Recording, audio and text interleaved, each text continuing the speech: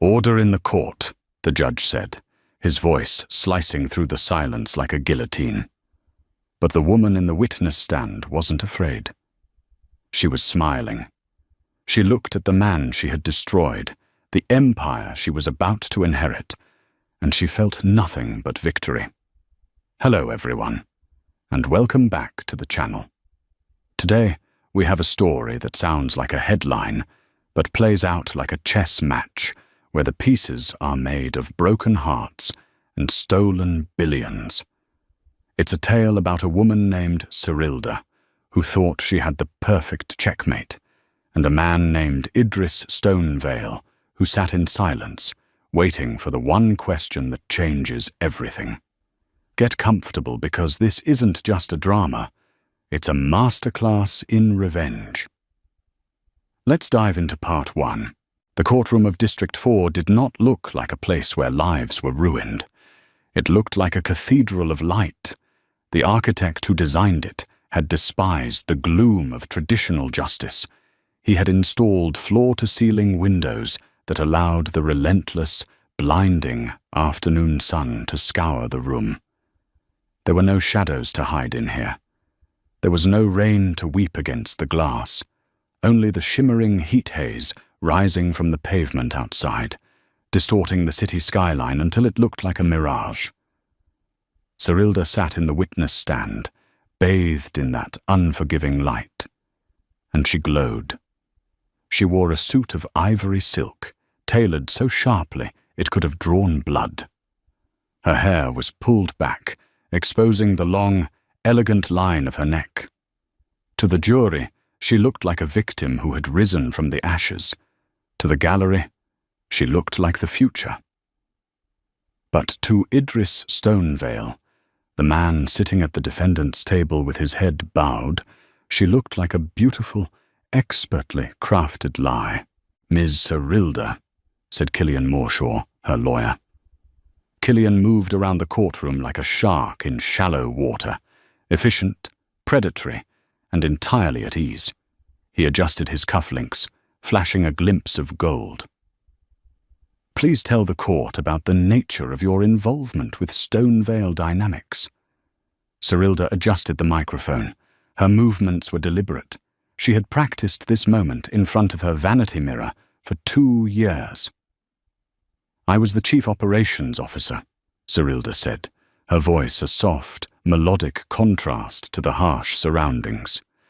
"But formally, I was Idris's partner, in every sense of the word. When his wife, Vespera, withdrew into her episodes, I was the one who kept the company afloat. I was the one securing the contracts. I was the one building the legacy." In the gallery, a ripple of murmurs broke out. The press was eating it up. The narrative was perfect. The brilliant, younger woman stepping in to save the empire from the aging, negligent husband and his recluse of a wife. Idris Stonevale did not look up. He was sketching on a legal pad. To an observer, it might have looked like disinterest, or perhaps the dissociation of a broken man. He was 55, silver-haired, with the broad shoulders of a man who used to build houses with his own hands before he started building skyscrapers with his mind. Now, he looked diminished. "And what did Mr. Stonevale promise you?" Killian asked, leaning against the railing of the jury box. Serilda turned her gaze toward Idris. She let a sad, wistful smile touch her lips. "He promised me that I was the future of Stonevale Dynamics. He signed the transfer of majority operational control to me 6 months ago. He said he wanted to retire. He said he wanted to finally be free of the burden. And now?" "And now?" Serilda's voice hardened, just a fraction. "Now that the stock has tripled under my guidance, he claims I coerced him. He claims the signature is a forgery. He wants to throw me away like he threw away his wife." She paused for effect, letting the silence hang in the superheated air of the room. "But I built that company, Mr. Morshaw. I am Stonevale Dynamics." Idris stopped sketching. The sound of his pen scratching against the paper ceased abruptly. The sudden silence was louder than a shout. For the first time, he looked up. His eyes were not weary. They were clear, grey, and terrifyingly calm. He looked at Serilda not with anger, but with the curiosity of a scientist observing a volatile chemical reaction. Sitting high above them, Judge Leander Frostvale watched the exchange. Leander was a legend in the circuit, a man known for his distaste for theatrics. He was immune to tears, immune to charm, and famously impatient with liars. He adjusted his glasses, the lenses catching the glare of the sun. Mr. Stonevale's counsel, Judge Leander rumbled. Cross-examination. Idris's lawyer was not a high-priced shark like Killian. She was a woman named Winifred, a grandmotherly figure in a tweed blazer that had seen better decades. She looked like a librarian who had accidentally wandered into a war zone. Winifred stood up slowly, her joints popping audibly. She didn't hold a tablet or a stack of files. She held a single thin envelope. "Just a few questions, Your Honor," Winifred said, her voice scratchy. Serilda watched the old woman with veiled contempt. This was the defense? A geriatric woman and a silent, sketching husband? Serilda allowed her smile to widen slightly. She had already won. The board was on her side. The public loved her. Killian had the paperwork locked down. Winifred walked to the stand. She didn't look at Serilda. She looked out the window at the sweltering city. "It is hot today," Winifred muttered, almost to herself. Then she snapped her head toward Serilda. "You claim you built the company, Ms. Serilda?" "I claimed I saved it," Serilda corrected smoothly. "And the transfer of assets," Winifred continued, "the document transferring the Stonevale core to your name. You are certain Idris signed it willingly?" "I watched him do it." "And you know exactly what the Stonevale core entails?" "Of course," Serilda scoffed, a flash of arrogance breaking through her victim persona. "It includes the patents, the real estate holdings in Dubai and London, and the AI development wing. It is the heart of the company." Winifred nodded slowly. She placed the thin envelope on the railing. She didn't open it. "Ambition is a fuel, Miss Serilda," Winifred said softly. "But if you put it in the wrong engine, it doesn't drive you forward. It explodes." "Is there a question?" Killian barked from his seat. "No further questions for this witness at this time," Winifred said, smiling a smile that didn't reach her eyes. "I'd like to reserve the right to recall her later." Serilda stepped down, feeling the adrenaline coursing through her. She passed Idris's table. She leaned in, just enough so only he could hear. "You should have just retired, Idris," she whispered. "I would have let you keep the house." Idris looked at his sketch. It wasn't a building. It was a diagram of a trap door. "I don't want the house, Serilda," Idris whispered back, his voice like gravel. "I want the truth. And the truth is heavy. Be careful you don't drop it." Serilda laughed softly as she walked away, the sound bright and brittle in the sterile air. She took her seat beside Killian, who gave her a subtle thumbs up. They were winning. But neither of them noticed that Judge Leander was looking at the thin envelope Winifred had left on the table. And neither of them noticed that Vespera Stonevale, Idris's reclusive wife, had just quietly slipped into the back row of the gallery, wearing sunglasses and holding a notebook of her own.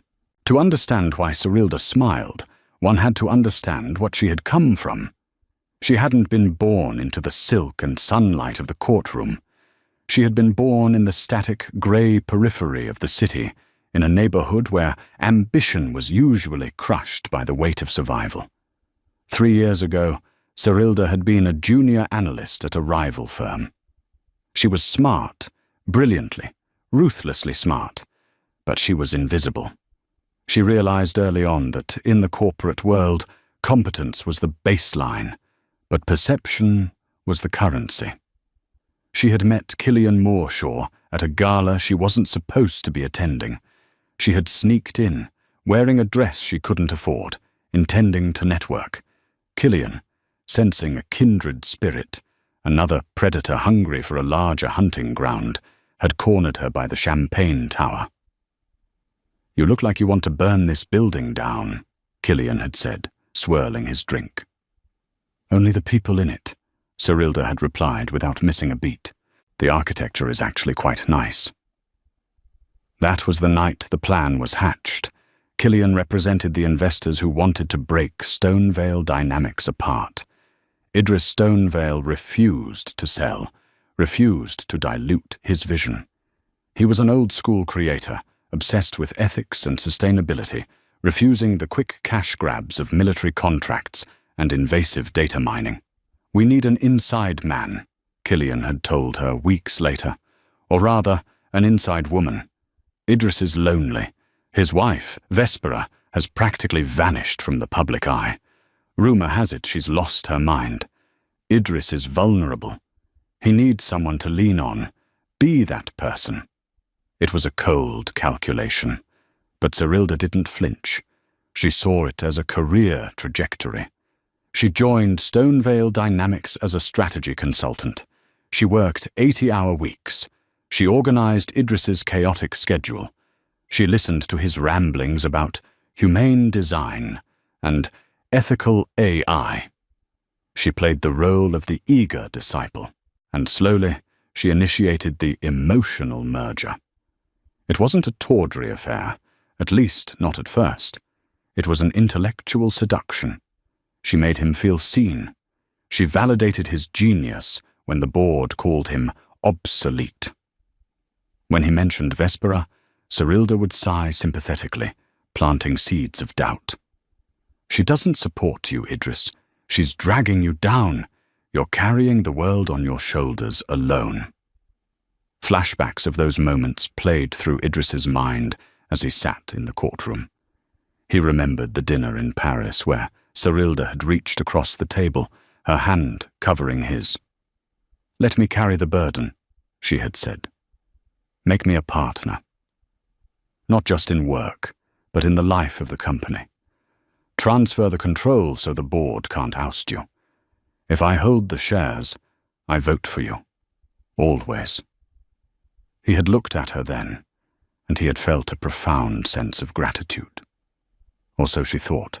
What Cyrilda didn't know, what she couldn't possibly know because her ambition acted like blinders on a horse, was the reality of the Stonevale marriage. Vespera wasn't crazy. She wasn't an invalid. Vespera Stonevale was a cryptographer. While Idris built the physical shells of their empire, Vespera wrote the code that ran through its veins. She was an introvert, yes. She despised crowds and the fake smiles of the gala circuit. So she stayed home in her high-tech greenhouse, cultivating rare orchids and writing the encryption keys that secured billions of dollars of data. Idris and Vespera had a marriage of deep, silent understanding. They didn't need to perform for the public. 6 months ago, the night Idris signed the papers for Cyrilda, he had gone home to Vespera. The memory was vivid. Vespera was pruning a black dahlia. She didn't look up when he entered. "She made her move?" Vespera asked, her voice calm. "She put the papers in front of me. The Stonevale core transfer," Idris said, pouring himself a sparkling water. "Killian Mooreshaw drew them up. It's watertight." Vespera snipped a dead leaf. "And you signed them?" "I did." Vespera finally looked at him. Her eyes were dark and sharp. "You know this will destroy your reputation, Idris. For a while. They will paint you as a senile old fool, manipulated by a young mistress." "I don't care about my reputation," Idris said, sitting heavily on a garden bench. "I care about the infection. Killian and his investors, they've been trying to poison the company for years. They want the algorithms, Vespera. They want your work to sell to the highest bidder." So we let them steal the box, Vespera said, a small, dangerous smile playing on her lips, without telling them the box is empty. Cerilda thinks she's the queen, Idris said softly. It hurts, Vespera. Not the betrayal, I expected that from Killian, but the fact that she looked me in the eye and lied about caring, that stings. Vespera walked over and placed a hand on his shoulder. Authenticity is rare, my love. That's why it's expensive. Cerilda is buying a counterfeit life. We're just going to let her pay the price. Back in the courtroom, Idris stopped sketching the trap door. He turned the page. He began to sketch a flower, a black dahlia. He looked over at the gallery. Vespera was there in the back. She lowered her sunglasses just an inch, locking eyes with him. She gave a microscopic nod. It was time. The afternoon session began with the stifling heat pressing against the glass, threatening to crack it. The air conditioning hummed aggressively, battling the sun. Killian Morshaw called his next witness, the company's chief financial officer, a man named Sterling, who had clearly been promised a golden parachute to testify against Idris. Sterling was sweating. He wiped his forehead with a handkerchief as he took the stand. Mr. Sterling, Killian said, pacing, in your professional opinion, was Idris Stonevale competent to run the company during the last fiscal year?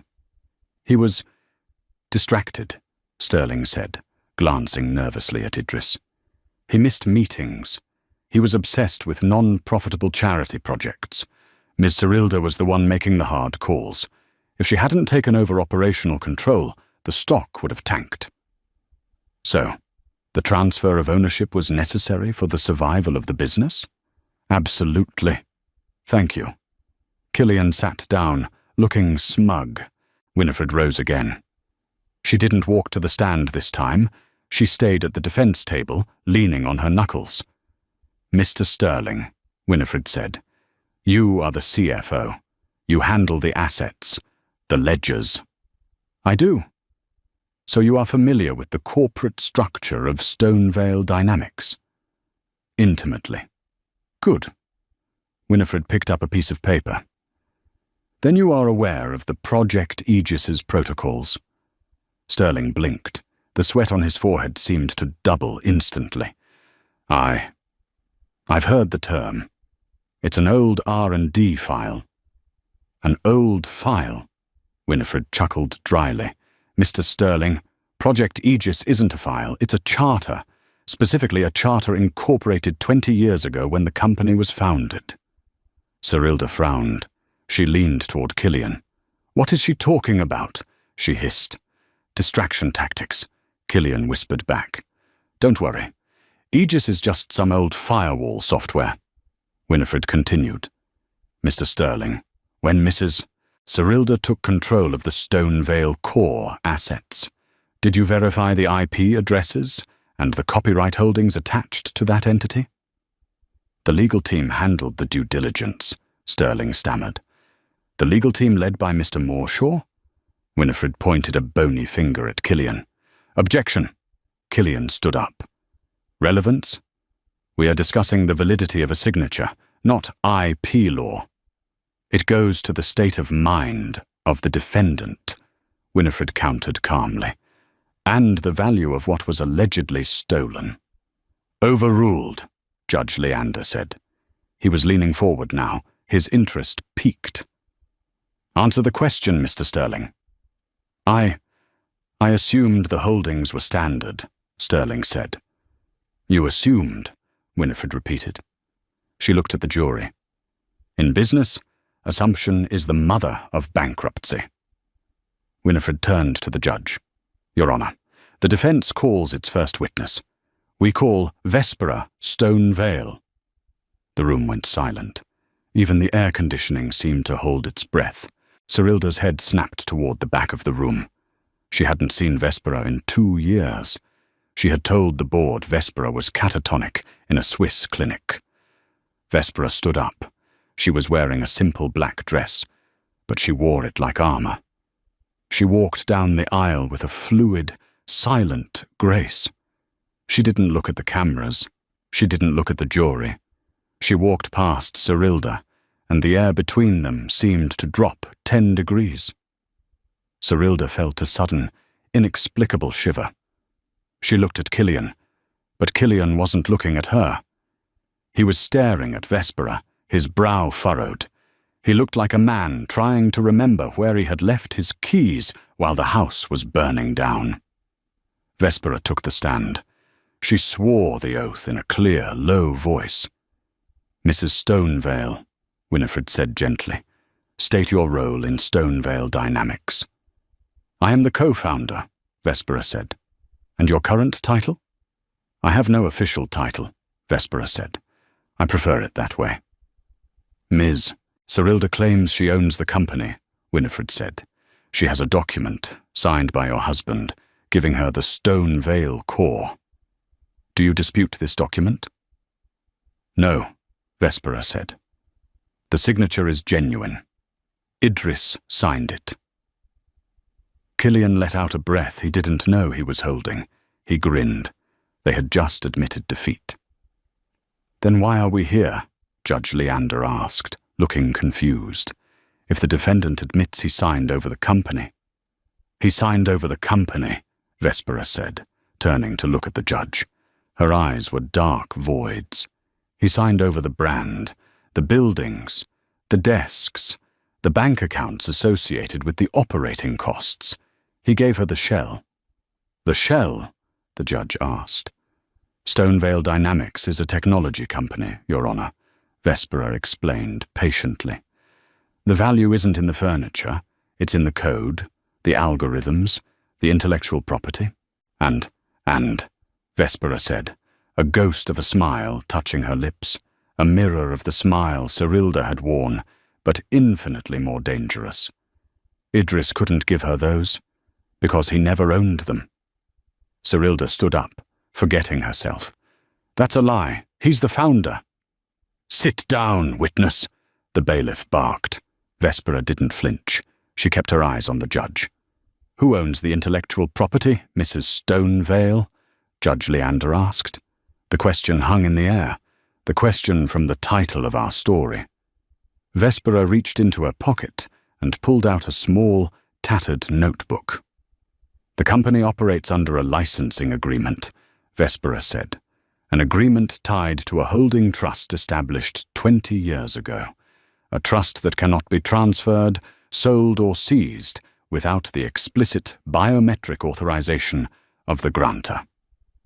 "And who is the grantor?" Judge Leander asked. Vespera pointed a finger at the defendant's table. But she didn't point at Idris. She pointed at Winifred. The entire courtroom turned to look at the old woman in the tweed jacket.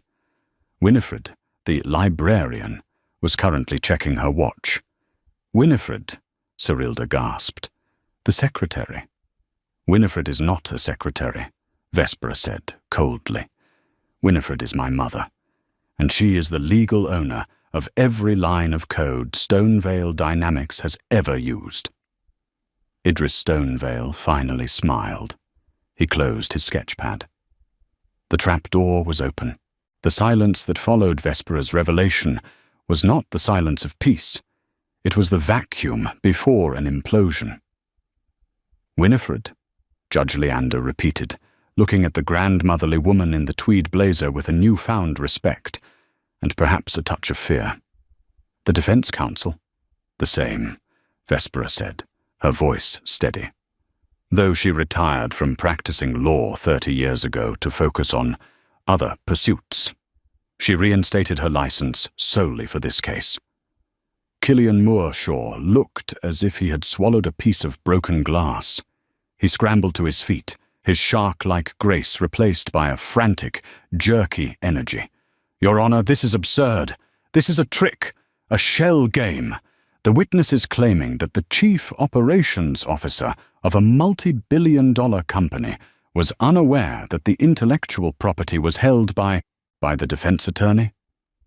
"I am claiming," Vespera countered coolly, "that the chief operations officer was too busy measuring the curtains for her new office to read the founding charter of the corporation she was trying to steal. Judge Leander slammed his gavel, the sound cracking through the tension like a gunshot. Court is in recess for 1 hour. I want the founding documents of Stonevale Dynamics and the deed to this Project Aegis trust on my desk in 10 minutes. And Mr. Moorshaw, if this is a shell game, I will hold everyone in this room in contempt until the next century. As the judge swept out of the room, the gallery exploded into chaos. Reporters were shouting into phones, trying to explain how a secretary grandmother lawyer seemingly owned the most valuable AI code on the planet. Cyrilda didn't move. She sat frozen in the witness box for a long moment before Killian grabbed her arm, his grip bruising. "Conference room. Now," he hissed. They didn't walk. They marched. Cyrilda felt the eyes of the room on her, not with the admiration of before, but with the predatory glee of a crowd watching a gladiator stumble. She saw Idris and Vespera sitting calmly at their table. Idris was back to sketching.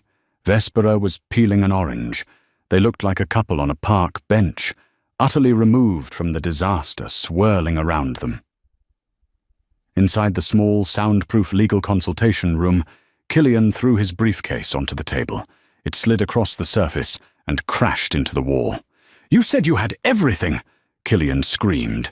His face flushed a dangerous shade of red. "You said you had the keys to the kingdom." "I do," Cyrilda shouted back, her composure finally fracturing. "I have the transfer papers. I have the server access codes. I have the biometric entry to the server farm in Nevada. I own the physical infrastructure, Killian." "You own the hardware." Killian paced the small room, running a hand through his immaculately gelled hair, ruining it. "You own the servers. You own the cooling fans. You own the plastic and the silicon. But if Winifred holds the license to the software, and she revokes it, those servers are just very expensive paperweights." Cyrilda sank into a chair. "They can't just turn it off. The AI runs the logistics for half of Europe. If they pull the plug, they breach contracts.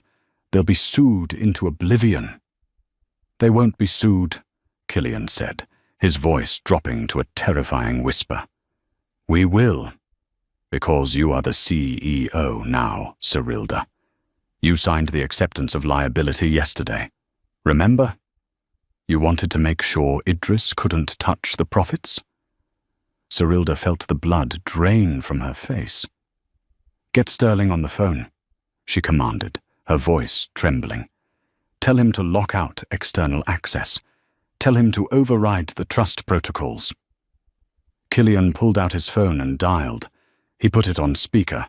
"Sterling," Killian barked. "What is happening?" "It's gone," Sterling's voice came through, high-pitched and panicked. Background noise suggested he was running. "I'm looking at the dashboard right now. The code, it's dissolving." "What do you mean, dissolving?" Cyrilda screamed at the phone. "I mean it's deleting itself from the local drives. It's a scorched earth protocol. The moment the ownership transfer was registered with the court, the system pinged the trust for verification. The trust, Winifred, denied the handshake. The system is wiping the proprietary algorithms. We have about 3 minutes before Stonevale Dynamics is nothing but an empty shell company holding $4 billion in debt." Killian ended the call and dropped the phone on the table. He looked at Cyrilda with pure loathing. "You didn't catch a whale, Cyrilda," he said softly. "You harpooned a naval mine." Cyrilda stood up, smoothing her silk skirt with shaking hands. Her eyes, usually so calculated, were now wild with the desperate energy of a cornered animal. "No," she said. "Ambition doesn't lose. Not like this. If they want to play dirty, we play dirty. Winifred is an old woman. Idris is soft. We just need leverage." "What leverage?" Killian sneered. "They hold the cards." "Idris loves that company," Cyrilda said, a cruel light returning to her eyes. He spent his life building it. He won't let it be destroyed just to spite me. He's bluffing. The code isn't deleting. They're hiding it. We go back in there, and we hit him where he's weak. We attack his legacy." She walked to the door, her chin held high, constructing a new reality in her mind where she was still the victor. "We tell the judge that Vespera is mentally unstable," Cyrilda said. "We claim Winifred is manipulating a senile Idris. We turn this into a competency hearing. We drag their personal lives into the light until they beg us to stop." Killian watched her, a mixture of horror and fascination on his face. He realized then that he wasn't dealing with a businesswoman. He was dealing with a narcissist who would burn the world down rather than admit she was cold. "Fine," Killian said, buttoning his jacket. "Let's go burn the world." The courtroom was fuller when they returned. Word had spread. The trial of Stonevale versus Stonevale had shifted from a corporate dispute to a spectacle of Greek tragedy proportions. Judge Leander sat at his bench, a thick stack of yellowed documents in front of him. He looked like a man who had just read a ghost story. "I have reviewed the documents provided by the defense," the judge said, his voice echoing in the hush. "They are illuminating." He looked over his glasses at Cyrilda. "Miss Cyrilda, your counsel made a motion during the recess to amend your strategy, to attack the competency of the defendant and the validity of the trust based on undue influence. Is that correct?" "It is, Your Honor," Killian said, stepping forward. "We believe Idris Stonevale is being manipulated by his estranged wife and her mother. We believe the Project Aegis's trust is a fabrication designed to defraud investors." "Defraud?" Winifred spoke up from the defense table. She was no longer sitting. She was standing, leaning on a cane she hadn't needed earlier, looking every inch the matriarch. "Mr. Moorshaw, do you know who wrote the kernel for the Stonevale AI?" "Idris Stonevale did," Killian said. "Everyone knows that." "Idris Stonevale is a visionary architect," Winifred said. "He dreams of cities that breathe. He designs the bodies. But he cannot write a line of C++ to save his life." She gestured to the gallery.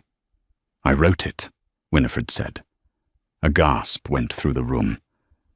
"In 1985, Winifred continued, her voice gaining strength, losing its scratchy quality. "I was a professor of mathematics at the university. I developed a heuristic learning algorithm. I called it the child.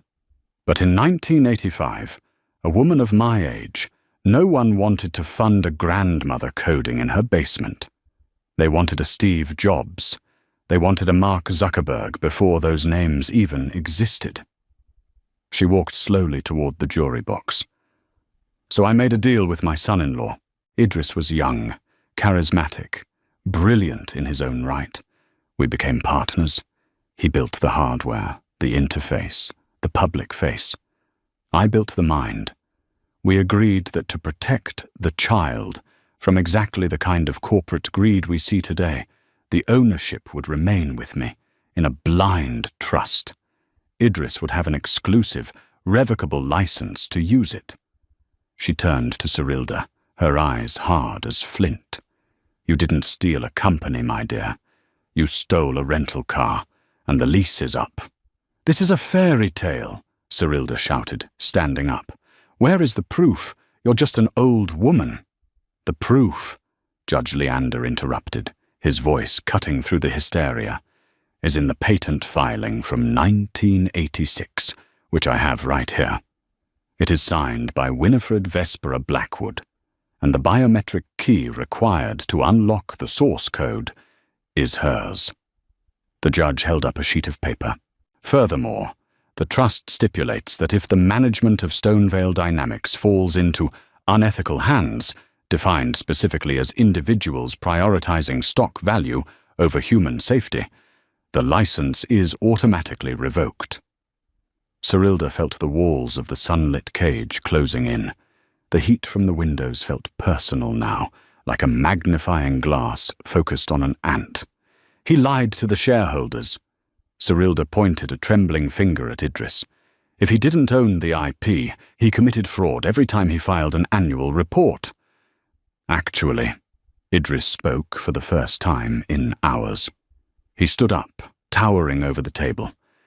If you check the fine print of every annual report for the last 20 years, the fine print you were supposed to read as COO, Cyrilda, it clearly states, Stonevale Dynamics operates via exclusive license from the Aegis Trust. It was there in black and white. You were just too busy looking at the zeros in the profit column to read the words. Cyrilda looked at Killian. Killian looked at his shoes. He had missed it too. They had all missed it, because they were so arrogant, so sure that Idris was a simpleton they could roll over. "This isn't over," Cyrilda whispered, her voice venomous. "You destroyed the company to spite me. The investors will kill you. The stock is at zero." "The stock of the shell company is at zero," Vespera corrected gently. "But the trust? The trust is just fine. And since the license was revoked, we are free to grant it to a new entity.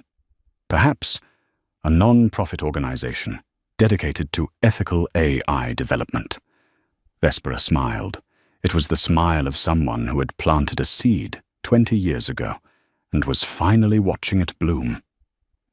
"You see, Cyrilda," Vespera said, "we didn't lose anything. We just shed a skin. You're holding the dead snake. We're already moving on. The humiliation should have ended there. A rational person would have settled, apologized, fled the country. But Cyrilda was not rational. She was a creature of pure will, and her reality was fracturing. She grabbed the microphone, ignoring the judge's order to sit down. "You think you're so noble?" Cyrilda sneered, turning her wrath on Idris. "Let's talk about the emotional merger, Idris. Let's talk about the nights in the office. Let's talk about how you leaned on me. You loved me. You told me I was the only one who understood you." She was playing her last card. Public scandal. If she couldn't have the money, she would destroy the man. "You're a cheater, Idris Stonevale," Cyrilda shouted, her voice echoing off the glass walls. "You used me to feel young again, and now you're hiding behind your wife's skirt." The courtroom went dead silent. The press leaned in, cameras zooming. This was the dirt they came for. Idris walked slowly from behind the defense table. He walked until he was standing just a few feet from the witness box. He didn't look angry. He looked profoundly sad. "I didn't cheat on my wife, Cyrilda," Idris said quietly. "And I didn't love you." "Liar!" Cyrilda hissed, tears of rage pricking her eyes. "We had a connection. We had a mirror," Idris said. "You mirrored what you thought I wanted. When I was tired, you were energy. When I was doubtful, you were confident. You made yourself into the perfect reflection of my needs." "But a reflection isn't a person, Cyrilda. It's just light bouncing off a surface." He took a step closer. "I knew what you were doing 3 months in," Idris revealed. "Vespera knew too. We talked about it over tea. We watched you isolate me from the board. We watched you gaslight the staff. We watched you forge my signature on minor memos to test if you could get away with it." Cyrilda's mouth fell open. You knew?" "We let you do it," Idris said, "because we needed to know who else was loyal to the money instead of the mission. You were the perfect bait, Cyrilda. You drew out Sterling. You drew out the corrupt board members. You drew out Killian. You gathered all the rot in the company into one basket." Idris sighed, a heavy, weary sound. "I let you think you seduced me because it was the only way to get you to overreach, to get you to sign that liability agreement, to get you to take the Stonevale core, the empty box, so that when the trap snapped shut, the blast would be contained to you and your co-conspirators. You used me? Cyrilda whispered, the realization shattering her victim narrative. You're the monster. You manipulated me. I allowed you to be yourself, Idris corrected. I gave you a rope, Cyrilda. You were the one who tied the noose. Idris turned his back on her. He looked at the judge. Your Honor, the defense moves for a dismissal of all claims. And Idris paused, glancing at Killian, who was currently trying to sneak his phone into his pocket. We would like to submit the audio recordings of the consultation room from the recess, the ones where Miss Cyrilda and Mr. Moorshaw discuss burning the world and conspiring to commit perjury regarding my mental health. Killian froze. The consultation room? Killian squeaked. Stonevale Dynamics specializes in security, Idris said dryly. And you were using a company room, in a company building, on a secure line. Judge Leander looked at Killian. He looked at Cyrilda. He took off his glasses and rubbed the bridge of his nose. Mr. Moorshaw, the judge said, his voice dangerously low. Miss Cyrilda, I suggest you both sit down. The bailiff will secure the doors. No one is leaving this room until the district attorney arrives. Cyrilda slumped back into the chair. The sun beat down through the glass, no longer a spotlight of glory, but a relentless, blinding interrogation lamp. She looked at the empty air where her empire used to be. Winifred packed her knitting into her bag. Vespera took Idris's hand. They didn't smile. There was no joy in catching a predator, only the relief that the hunt was over. But the story wasn't quite finished, because while Cyrilda had lost the company, she still had one thing left, her pride. And a person with nothing but pride and a corner to back into is the most dangerous thing in the world. As the bailiffs moved toward the table, Cyrilda reached into her purse. She didn't pull out a weapon. She pulled out a small encrypted flash drive. You think you wiped everything? Cyrilda said, a manic grin spreading across her face. Sterling might be an idiot, but I'm not. I made a copy of the source code 3 months ago. Before the transfer, before the scorched earth. She held the drive up to the light. If I go down, she threatened, this goes to the dark web. Every terrorist, every dictator, every hacker on Earth gets the Stonevale AI. How's that for ethical design? The courtroom gasped again. Idris stiffened. Vespera's grip on his hand tightened. Winifred just laughed. It was a dry, rasping sound that filled the tense silence. Oh, child, Winifred said, shaking her head. You really don't understand how cryptography works, do you? The laughter of an old woman is rarely a terrifying sound, but in the sterile, high-tension atmosphere of courtroom 4, Winifred's chuckle sounded like the rattle of dry bones. Cyrilda stood frozen, the silver flash drive held aloft like a holy relic or a grenade. Her arm trembled, not from fear, but from the vibrating intensity of her adrenaline. She had expected horror. She had expected Idris to beg. She had expected Vespera to finally crack. Instead, she got the dry amusement of a retired academic. You think this is funny? Cyrilda screamed, her voice fraying at the edges. This drive contains the source code for the Stonevale logistics engine. It controls air traffic for 3 countries. It manages the power grids of 2 major capitals. If I upload this to the open web, the chaos will be biblical. I will burn your legacy to the ground. Ms. Cyrilda, Judge Leander roared, banging his gavel so hard a piece of varnished wood chipped off. You are threatening domestic terrorism in a court of law. Bailiffs, restrain her. One moment, Your Honor, Winifred interrupted, raising a hand. Her voice was calm, authoritative, cutting through the panic like a laser. Before we tackle the young woman, perhaps we should address her weapon. Winifred turned to Cyrilda, leaning heavily on her cane. You copied that drive 3 months ago, you said? Yes, Cyrilda hissed, backing away from the approaching bailiffs. Directly from the main frame, I used Idris's credentials while he was sleeping. I know you did, Winifred said softly. The system logged the download at 3:14 a.m. on a Tuesday. We got the alert immediately. Cyrilda blinked. You knew?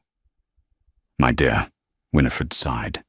Did you really think that the most sophisticated AI on the planet didn't have an immune system? When you accessed the core with Idris's credentials at an irregular hour, the system didn't give you the source code. It gave you a honeypot. A what? A decoy, Vespera spoke up, her voice cool and fluid. We call it the Narcissus Protocol. The file you downloaded looks like the source code. It has the same file size, the same directory structure, the same complex headers. But it isn't the AI. It's a mirror. You're lying, Cyrilda stepped back, her heels clicking on the parquet floor. You're trying to trick me into handing it over. If you attempt to upload that drive, Winifred continued, her tone dropping to a grave warning, or even if you plug it into a network-enabled device, the protocol activates. It doesn't release data. It absorbs it. It is designed to trace the user's location, encrypt their hardware, and broadcast their GPS coordinates to every cybercrime division within a 5,000-mile radius. It's a beacon, Cyrilda. It's not a bomb for us. It's a tag for you. Cyrilda looked at the small silver stick in her hand. Suddenly, it didn't feel like power. It felt like a radioactive isotope. She's bluffing, Killian yelled from the defense table, though he was currently cowering behind his briefcase. Upload it, Cyrilda. Do it. Mr. Moorshaw, if you utter one more word of incitement, I will have you gagged, Judge Leander threatened. Cyrilda looked at Killian, then at Idris. Idris was watching her with that same unbearable pity. Don't do it, Cyrilda, Idris said quietly. Not because of the company, but because once you plug that in, there is no coming back. Right now, you're a corporate thief. Don't become a terrorist. I am not a thief, Cyrilda cried, tears finally spilling over, hot and angry. I earned this. I sat through your boring dinners. I listened to your dreams. I managed your life. I deserve compensation. You deserve a severance package, Vespera said sharply. Not an empire. Cyrilda's hand shook violently. The bailiffs were 10 feet away, 5 feet. She made a choice. It wasn't a choice of logic, but of pure, spiteful defiance. She saw a laptop sitting on the clerk's desk, open, running, connected to the court's secure Wi-Fi. With a shriek of rage, Cyrilda lunged. She moved faster than the bailiffs expected. She slammed the flash drive into the USB port of the clerk's laptop. "Burn!" she screamed. The screen of the laptop flickered. The room held its breath. For a second, nothing happened. Then, a single window popped up on the large monitors mounted on the courtroom walls, mirroring the clerk's screen. It wasn't code. It wasn't a loading bar for a global virus. It was a video file. On the screen, grainy black and white footage began to play.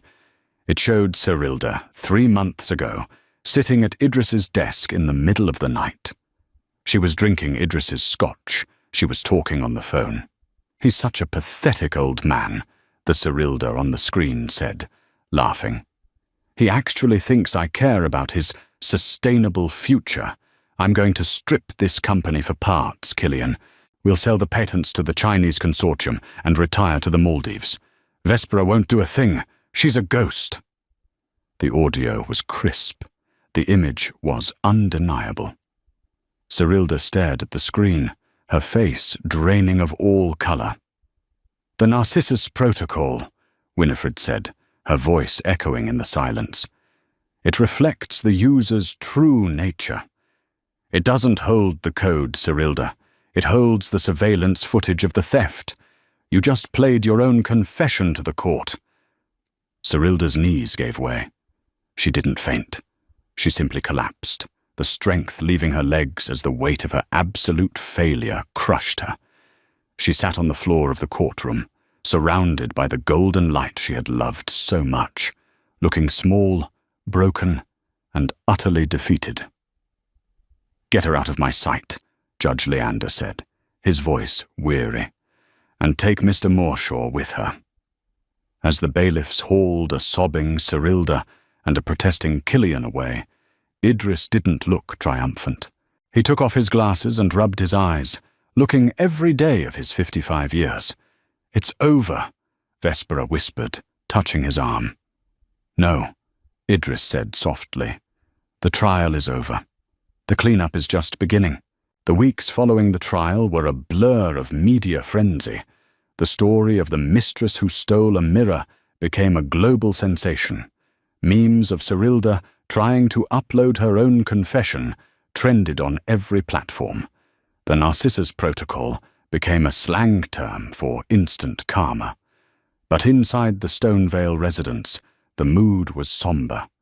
Idris sat in his study, the room cluttered with blueprints and sketches. But he wasn't drawing. He was staring out the window at the rain. The heatwave had finally broken, and the sky was weeping grey tears against the glass. Vespera entered with 2 cups of tea. She placed one on the coaster, a piece of slate Idris had cut himself years ago. "You haven't touched your drafting table in a week," Vespera observed. "I feel—" Idris searched for the word. "Contaminated." "You were the victim, Idris." "Was I?" Idris turned to look at her. "I used her, Vespera, just like she used me. I let her get close. I let her think I loved her. I played with a human being's emotions to catch a thief. How is that different from what she did?" Vespera sat in the leather armchair opposite him. She took a sip of tea, the steam curling around her face. "The difference," Vespera said, "is intent. Cyrilda wanted to destroy. You wanted to protect. You didn't force her to be greedy, Idris. You didn't force her to lie. You just stopped correcting her mistakes." "It still feels cold," Idris murmured. "I look at the company now, the new foundation we're building, and I see her face. I see the ambition I exploited. Ambition is neutral," Vespera said. "It's vector and magnitude. Cyrilda had high magnitude, but her vector was selfish. We are redirecting the energy." She reached into her pocket and pulled out a letter. It was on standard prison stationery. "This arrived today," Vespera said, "from the detention center." Idris stared at it. "From her? Read it." Idris took the envelope. His hands shook slightly. He opened it. The handwriting was jagged, hurried, so different from Cyrilda's usual elegant, practiced script. "Idris, my lawyer says I should hate you. He says we can appeal. He says entrapment. But I watched the video, the one on the drive. I watched myself calling you pathetic. And I realized something. You weren't the one acting. I was. I spent so long pretending to be the person you wanted, I forgot who I was. I don't even know what I like anymore. I don't know what I want, other than more. You said I was a reflection. You were right. And when you took the mirror away, I vanished. I don't expect forgiveness. I just wanted you to know that the trap door worked. I fell through, and it's dark down here." Idris lowered the letter. He felt a lump in his throat. "She's right," Idris said hoarsely. "She vanished." "She can reappear," Vespera said firmly. "But she has to build herself from scratch this time. No shortcuts. No stealing someone else's life." Vespera stood up and walked to the window. She placed her hand against the glass, matching her palm to the rain outside. "We have work to do, Idris. The Aegis Foundation launches next week. We are giving the code to the world. Open source. Regulated by the community. Not a board of directors. It's what we always wanted. It means we lose the billions, Idris said. We never needed billions. Vespera smiled, turning back to him. We needed enough for the greenhouse, enough for the drafting table, and enough peace to enjoy them. Idris looked at his wife, really looked at her, for the first time in years without the shadow of the company between them. He saw the grey in her hair, the lines around her eyes, and the fierce, uncompromising intelligence that had saved him. "You're right," Idris said. He picked up his pen. "I think I want to design a library. Something open, lots of light, but no glass walls this time. Stone. Something solid. Stone is good," Vespera agreed. "Stone lasts." The correctional facility was stark, utilitarian, and grey, a sharp contrast to the lush, vibrant world Cyrilda used to inhabit. She wore a jumpsuit of dull orange, a colour that washed out her complexion. Her hair was cut short, practical, no longer the flowing mane that had been her trademark. She sat in the visitors' room, her hands folded on the metal table. Across from her sat Winifred. The older woman looked exactly the same as she had in court. Tweed blazer, sensible shoes, eyes that missed nothing. She didn't look malicious. She looked like a teacher checking up on a difficult student. "Why did you come?" Cyrilda asked, her voice raspier than before. She hadn't spoken much in the last year. "Curiosity," Winifred said, "and because Idris couldn't bring himself to. He's too soft." "He's not soft," Cyrilda said, looking down at her hands. "He's good. I see the difference now." "You pleaded guilty," Winifred noted. "You could have dragged it out for years. Killian is still fighting his charges, blaming everyone from his mother to the phase of the moon. But you took the 5 years." "I was tired of lying," Cyrilda said. She looked up, and for the first time her eyes were clear. There was no calculation in them. "I spent my whole life calculating angles, trying to be the smartest person in the room. It was exhausting, Winifred. Being in here, having nothing. It's the first time I've been able to just breathe." Winifred nodded slowly. She reached into her bag. She wasn't allowed to bring much, but she slid a paperback book across the table.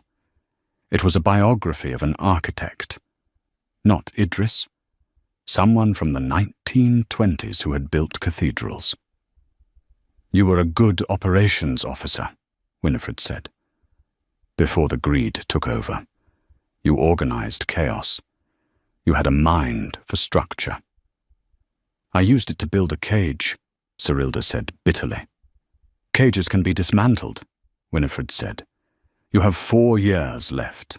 You can spend them plotting revenge, or you can spend them studying." "Studying for what? Who will hire me? I'm the woman who tried to steal the sun." "The Aegis Foundation needs logistics managers for their outreach programs," Winifred said casually. "They work with ex-convicts. It's a rehabilitation program. Hard work, low pay, zero glamour. But the work is real." Cyrilda stared at the book. "You'd hire me, after everything." "Not me," Winifred said, standing up. "I'm fully retired now. I'm going to spend the rest of my days knitting and annoying my daughter. But Idris, he believes in redemption. He believes that if you build a foundation strong enough, you can support any weight." Winifred turned to leave. At the door, she paused. "The mistress died in that courtroom, Cyrilda. The woman sitting here.